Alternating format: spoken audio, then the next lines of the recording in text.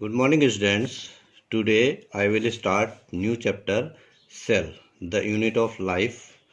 सबसे पहले कोशिका के अंदर हम पढ़ेंगे कोशिका जीवन की इकाई। अब सबसे पहले शुरुआत करते हैं कि व्हाट इज सेल, कोशिका क्या होती है। तो कोशिका जो है हमारे शरीर की सबसे छोटी क्रियात्मक और संरचनात्मक इकाई है। Cell is the structural and functional unit of the life. जो हमारा शरीर होता है उसका निर्माण अनेक असंख्य छोटी छोटी इकाइयों जैसे मिलकर बना होता है, जिन्हें हम कोशिका कहते हैं। और कोशिका के अंदर अनेक प्रकार के रासायनिक पदार्थ और अनेक अंगक सेल ऑर्गेनेल्स होते हैं, जिनको हम मिलाकर कोशिका कहते हैं।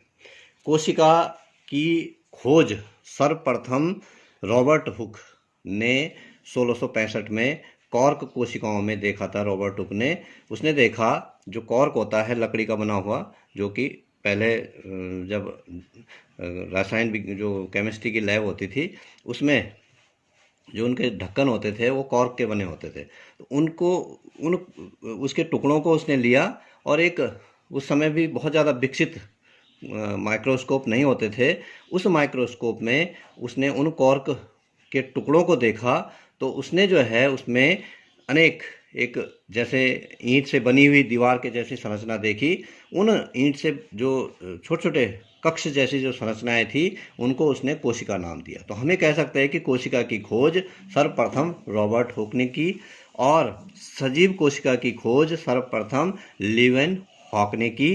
अब हम बात करते हैं कोशिका सिद्धांत की। What is cell theory. Cell theory की बात करते हैं।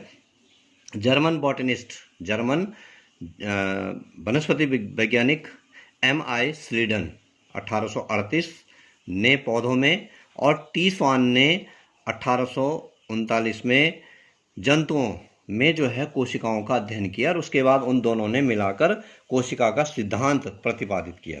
तो कोशिका सिद्धांत में उन्होंने जो है क्या क्या बातें रखी। सबसे पहले उन्होंने बोला कि जितने भी जीवधारी होते हैं संसार में, सभी जीवधारियों का शरीर एक अथवा अनेक कोशिकाओं से मिलकर बना होता है, उनके उत्पादों से मिलकर बना होता है। कोशिका जो होती है वो हमारे जो जितने भी जीवधारी होते हैं उनके शरीर की जो क्रियात्मक जो कार्य करते हैं, वो जितने भी कार्य उनके द्वारा किया जाता है, जीवधारी अनेक प्रकार के कार्य करता है, उन प्रत्येक कार्यों का एक मूलभूत जो इकाई होती है वो कोशिका होती है। और जीवन की जितनी भी क्रियाएं होती है वो कोशिकाओं के द्वारा ही संपादित होती है। कोशिकाएं मिलकर उस कार्य को करती है जिससे कि जीवधारी उस कार्य को करता है। अब ये दो सिद्धांत जो है वो M. स्लीडन और टी स्वान ने जो है प्रतिपादित किए थे। रुडोल्फ बर्चो ने 1855 में एक सिद्धांत इसमें स्पष्ट किया कि कोशिकाओं की उत्पत्ति उनकी पूर्ववर्ती कोशिकाओं से होती है। का मतलब जो नई कोशिकाओं का विकास होता है कहीं ना कहीं जो है वो पुरानी कोशिकाओं से होता है। अगर हम पुराने जब जीवन की उत्पत्ति हुई थी तो जीवन की उत्पत्ति की बात करें तो उस समय एक कोशिकीय जीव की उत्पत्ति हुई थी। धीरे धीरे उससे बहुकोशिकीय जीव बने, लेकिन उसी कोशिका ने विकास किया, उसी कोशिका ने विभाजन किया और उसी से अनेक बहुकोशिकीय जीवों की उत्पत्ति हुई। अब कोशिका सिद्धांत के अपवाद, exception of the cell theory, इसका जो है कोशिका सिद्धांत का जो अपवाद है वो वायरस है। वायरस को हम अपवाद कहेंगे, उसमें हम कोशिका सिद्धांत को लागू नहीं कर सकते। बाकी सभी जीवों पे, चाहे बैक्टीरिया हो चाहे उससे ऊपर के जितने भी जीवधारी होते हैं, उन पे हम कोशिका सिद्धांत को लागू कर सकते हैं, लेकिन वायरस पे कोई भी सिद्धांत लागू नहीं होता है। तो इसका क्योंकि इसका जो है केमिकल स्ट्रक्चर प्रॉपर नहीं होता है और ये सजीव भी होता है निर्जीव भी होता है, इसलिए इस पे हम जो है सेल थ्योरी को फिट नहीं कर सकते हैं। अब आगे बात करते हैं कोशिका की आकृति एवं माप, shape and size of the cell. सबसे पहले शेप की बात करते हैं। जीवधारियों की कोशिकाएं जो होती है, अनेक प्रकार के जीवधारियों की कोशिकाओं के अलग अलग आकार होते हैं। जैसे कुछ कोशिकाएं गोल होती है, कुछ चपटी होती है, कुछ अंडाकार होती है, कुछ नलिकाकार होती है, कुछ ताराकृत होती है, कुछ तर्क आकार की होती है। इनका जो साइज की बात हम करते हैं, एक सामान्यतः एक जो कोशिका होती है वो 1 to 2 माइक्रोमीटर होती है से लेकर 100 माइक्रोमीटर तक के व्यास की हो सकती है। और सबसे बड़ी जो कोशिका होती है संसार में वो शुतुरमुर्ग का अंडा, एग ऑफ द ऑस्ट्रिच, जो है is the largest cell in this universe. इसके बाद सबसे जो लंबी कोशिका होती है वो एस्टेबुलेरिया नामक एक कोशिकीय शैवाल है, उसकी सबसे लंबी कोशिका होती है। और सबसे छोटी अगर कोशिका बोलें तो माइकोप्लाज्मा जो होता है एक, उसकी जो है सबसे छोटी कोशिका होती है। और कोशिकाओं के प्रकार की हम बात करते हैं तो उनके विकास के आधार पर हम कोशिकाओं को दो भागों में विभाजित करते हैं। एक कोशिकाएं होती है प्रोकैरियोटिक कोशिकाएं। प्रोकैरियोटिक, प्रो मीन्स होता है प्रिमिटिव और कैरियोन का मतलब होता है न्यूक्लियस। ऐसी कोशिकाएं जिनमें पुराना आदिम, जिसको हम कह सकते हैं अनडेवलप्ड न्यूक्लियस जिनमें पाया जाता है, जिनमें अविकसित न्यूक्लियस पाया जाता है, केंद्रक पाया जाता है उनको। और इनकी सबसे बड़ी विशेषता ये होती है कि ये जो कोशिकाएं होती है ये रचना के आधार पर ये कोशिकाएं जो है प्रिमिटिव होती है, आद्य होती है, और ये आकार में थोड़ा छोटी होती है। केंद्रक झिल्ली का अभाव होता है, मतलब जो कोशिका के केंद्रक होता है उसके बाहर से केंद्रक झिल्ली नहीं पाई जाती है। और इसमें जो पदार्थ होता है डीएनए, हम ये कह सकते हैं कि कोशिका द्रव्य में ऐसे ही बिखरा रहता है। कोशिकांग भी जितने और भी अगर सेल ऑर्गेनेल्स उसमें मिलते हैं तो वो जो है उसमें डेवलप्ड नहीं होते, पूर्ण रूप से विकसित नहीं होते हैं। अब हम बात करते हैं इसी की प्रोकैरियोटिक कोशिका में। तो इसमें कौन कौन से भाग होते हैं, मेन जो पार्ट है इसके, जो प्रोकैरियोटिक कोशिका होती है, जो अविकसित कोशिका होती है। सबसे पहले अगर हम बात करते हैं तो कोशिका आवरण और उसके रूपांतरण। जो बाहर का आवरण होता है उसको कोशिका आवरण बोला जाता है, सेल इनवेलप उसको बोला जाता है, और उसके मॉडिफिकेशन उसको बोला जाता है। ये जो जटिल रासायनिक कोशिका आवरण इसमें जो है पाया जाता है, और ये 3 इस तरह में विभाजित होती है। जो बाहर की परत होती है प्रोकैरियोटिक कोशिकाओं में, इनमें 3 परत पाई जाती है। सबसे बाहरी परत को बोला जाता है बाह्य परत, और इसको अवपंक परत भी बोला जाता है, स्लाइम लेयर इसको बोला जाता है। और स्लाइम लेयर में जो है ये जीवाणु की कोशिका भित्ति के बाहर का आवरण होता है। कोशिका भित्ति भी पाई जाती है जीवाणु में, और उनके बाहर जो है एक बाह्य परत अवपंक परत भी ये पाई जाती है। ये जो अवपंक परत होती है ये पॉलीसेकेराइड, अमीनो एसिड, इन पॉलीपेप्टाइड श्रृंखलाओं से मिलकर बनी होती है। इसमें नाइट्रोजन युक्त पदार्थ पाए जाते हैं। दूसरी जो परत होती है वो परत होती है कोशिका भित्ति, उसको सेल वॉल बोला जाता है। और प्रोकैरियोटिक कोशिकाओं में जो बाहरी परत होती है उसके अंदर कोशिका भित्ति पाई जाती है, सेल वॉल पाई जाती है। उसकी जो संरचना होती है यूकैरियोटिक कोशिका से भिन्न होती है। यूकैरियोटिक कोशिका के बारे में भी हम पढ़ेंगे। यूकैरियोटिक कोशिका का मतलब होता है वेल डेवलप्ड सेल, हम उसको कह सकते हैं, सुविकसित कोशिका हम उसको कह सकते हैं। और ये जो हम कोशिका भित्ति के बारे में पढ़ रहे थे, कोशिका भित्ति जो है वो यूकैरियोटिक कोशिकाओं से भिन्न होती है, और इसमें जो है कोशिका परवल और दृढ़ जो है इसमें पाई जाती है, और इसमें पेप्टिडोग्लाइकन की बनी होती है। अगर हम पादप कोशिकाओं की बात करें यूकैरियोटिक की, तो उनकी जो कोशिका भित्ति होती है वो सेलुलोज की बनी होती है। इसके अलावा तीसरा जो परत इसमें पाई जाती है वो कोशिका कला या प्लाज्मा मेम्ब्रेन उसको बोला जाता है। जो यूकैरियोटिक कोशिका और प्रोकैरियोटिक कोशिका है उनमें अंतर यह है कि यूकैरियोटिक कोशिका की जो जंतु कोशिका होती है उसमें केवल एक कोशिका कला या प्लाज्मा झिल्ली पाई जाती है, जबकि अगर हम वनस्पति कोशिका की बात करें यूकैरियोटिक कोशिका में तो उसमें कोशिका कला, प्लाज्मा झिल्ली और कोशिका भित्ति, सेल वॉल, ये दोनों पाए जाते हैं। ये अवपंक जो लेयर होती है पहली वाली, ये उनमें नहीं पाई जाती है। तो हम इसकी बात करते हैं प्लाज्मा मेम्ब्रेन की। ये लिपोप्रोटीन की पाई जाती है, मतलब लिपिड और प्रोटीन की पाई जाती है। और ये जो झिल्ली होती है ये अर्धपारगम्य होती है। अर्धपारगम्य इसमें जो है अगर हम बात करें, इसमें जो कुछ संरचनाएं जो है पाई जाती है, जो दूसरी संरचना इसमें पाई जाती है 3 परतों के अलावा, हाँ, ये जो पाई जाती है इसमें पाई जाती है अगली कशाभिका, जिसको फ्लैजेलम बोला जाता है। ये एक चाबुक के जैसे संरचना होती है, और ये कोशिका जो है इसके कारण जो है जीवाणु कोशिका होती है सचल और अचल होती है। जिनमें कशाभिका पाई जाती है वो सचल होती है, और जिनमें नहीं पाई जाती है वो अचल होती है। एक ही स्थान पर वो जीवाणु रहते हैं। अब जो ये कशाभिका होती है ये जैसे चाबुक की आकृति होती है उस प्रकार की होती है। इसकी जो संरचना हम देखें तो इसमें सबसे नीचे आधार कणिका पाई जाती है, बेसल ग्रेन्यूल्स इसमें पाए जाते हैं। कोशिका कला के नीचे कोशिका द्रव्य में ये स्थित होते हैं। दूसरा इसमें पाया जाता है हुक या अंकुश, इसको बोला जाता है।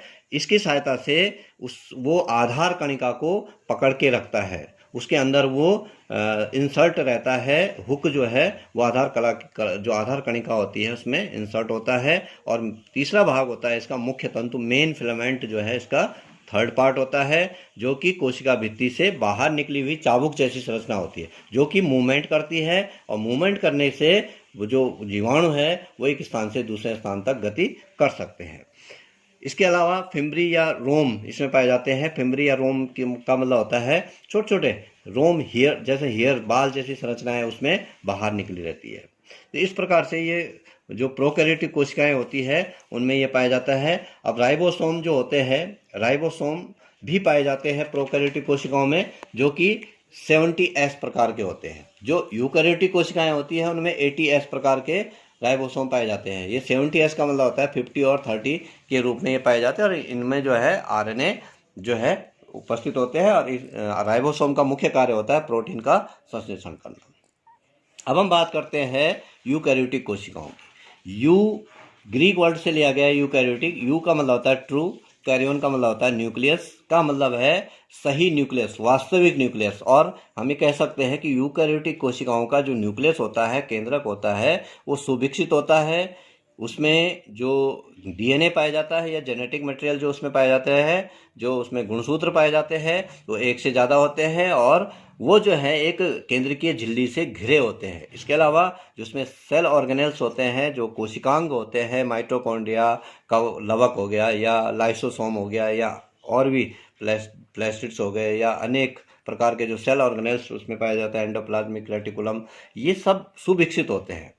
जबकि प्रोकैरियोटिक कोशिका में ये जो है अल्प विकसित होते हैं। अब यहाँ पे जो है हम प्रोकैरियोटिक कोशिका और यूकैरियोटिक कोशिका में एक विस्तृत अंतर देखते हैं।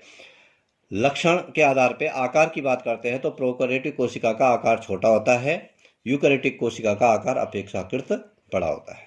केंद्रक की बात करते हैं तो ये अविकसित होता है, इसके बाहर से केंद्रक झिल्ली नहीं पाई जाती है, और गुणसूत्र की संख्या 1 होती है, मतलब डीएनए 1 पाया जाता है।